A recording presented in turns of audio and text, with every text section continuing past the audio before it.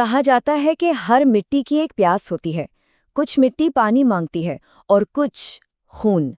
तो आज हम एक ऐसी ही कहानी सुनेंगे, एक कहानी लालच की और उसकी भयानक कीमत की।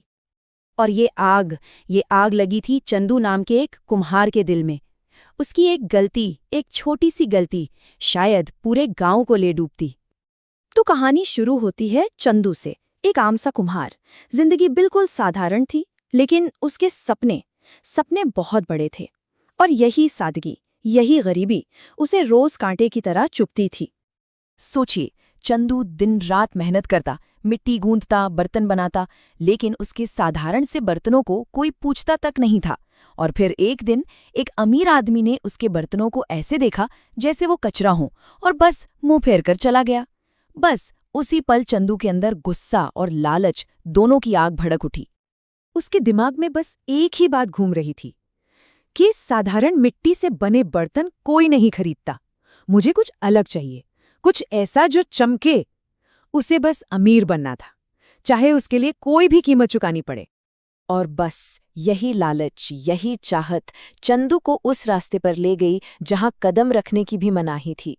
जंगल का वो हिस्सा जिसका नाम लेते हुए भी गांव वालों की रूह कांप जाती थी। जंगल में बहुत अंदर एक सूखी हुई नदी के किनारे उसकी नजर पड़ी एक अजीब चीज पर। वहां गहरे लाल रंग की मिट्टी थी, इतनी लाल जैसे खून से सनी हो, और उस मिट्टी से हल्का हल्का धुआं निकल रहा था। चंदू ने जैसे ही उसे छुआ, उसे लगा जैसे जैसे वो मिट्टी जिंदा हो, जैसे वो सांस ले रही हो, जैसे वो उसके हाथों के नीचे धड़क रही हो। तभी हवा में एक सरसराहट हुई, एक आवाज बिल्कुल धीमी सी कान में आई, मत उठा, मत उठा। ऐसा लगा जैसे जंगल खुद उसे रोक रहा था। लेकिन लालच में अंधे हो चुके चंदू को कुछ भी सुनाई नहीं दे रहा था। उसने उन आवाजों को, अपने डर को, सब कुछ झटक दिया। उसकी आंखों के सामने तो बस एक ही चीज थी कि इस मिट्टी से बनाए बर्तन हीरों की तरह चमकेंगे, वो अमीर बन जाएगा। बस यही सोचते हुए उसने जल्दी जल्दी वो शापित मिट्टी अपनी बोरी में भर ली, बिना अंजाम की परवाह किए। चंदू उस मिट्टी को लेकर अपने घर तो आ गया, लेकिन वो अनजान था। वो नहीं जानता था कि वो अपने साथ सिर्फ मिट्टी नहीं, बल्कि सदियों पुरानी गहरी नींद में सोई एक भयानक बुराई को भी जगा कर ले आया है। और जैसे ही उसने उस मिट्टी को अपने चाक पर रखा, बहुत अजीब चीजें होने लगी। मिट्टी को गीला किया तो उससे खून जैसा लाल पानी टपकने लगा। एक पल के लिए चंदू का दिल दहल गया, पर वो रुका नहीं। लालच उसके डर पर हावी हो चुका था। और फिर देखते ही देखते उस घड़े पर अपने आप ही एक बदसूरत, डरावना चेहरा उभरने लगा।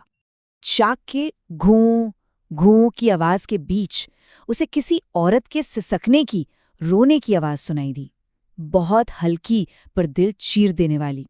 लेकिन चंदू ने सोचा, अरे ये तो बस हवा होगी, और उसने उस आवाज को भी अनसुना कर दिया।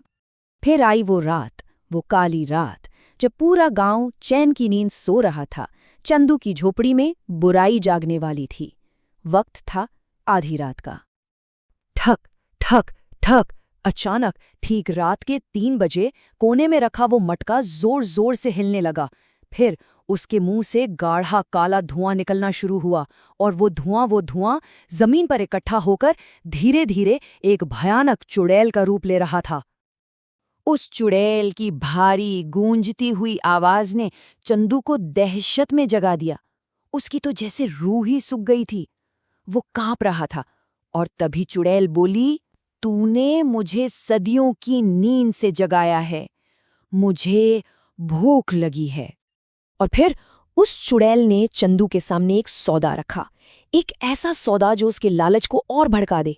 उसने कहा, वो चंदू को इतने सोने के सिक्के देगी कि उसकी सारी पीढ़ियां ऐश करेंगी, लेकिन बदले में चंदू को गांव के सारे बच्चों की हंसी, उनकी आवाज उस मटके में कैद करके लानी होगी। अब चंदू एक दोराहे पर खड़ा था। एक तरफ थी बेशुमार दौलत, वो सब कुछ जिसका उसने सपना देखा था, और दूसरी तरफ गांव के मासूम बच्चे। ये उसके लिए एक अग्नि परीक्षा थी। तो सोचिए, चंदू ने क्या चुना होगा, अपना लालच या अपने गांव का भविष्य?